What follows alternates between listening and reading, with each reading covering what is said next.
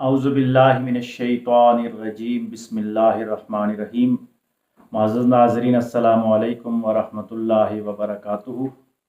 آج ہم خانوادہ اہل بیت کے کور چشم و چراغ امام عالی مقام امام حسن علیہ السلام کے فرزند ارجمند حضرت حسن مثنی رضی اللہ تعالیٰ عنہ کے حوالے سے گفتگو کریں گے۔ حسن مثنی ان کا نام اس لیے پڑا کہ ان کے والد کا نام بھی حسن، ان کا اپنا نام بھی حسن، اور آگے ان کے ایک بیٹے کا نام بھی حسن۔ تو حضرت امام حسن علیہ السلام ان کے بیٹے حضرت حسن مثنی یعنی دوسرے نمبر والا، جس طرح علی اصغر اور علی اکبر دو تھے، بڑا اور چھوٹا، تو یہاں پہ حسن مثنی درمیان والا دوسرا، اور حسن مثلث تیسرا جو ان کے آگے فرزند گزرے، تو یہ تینوں حسن تھے۔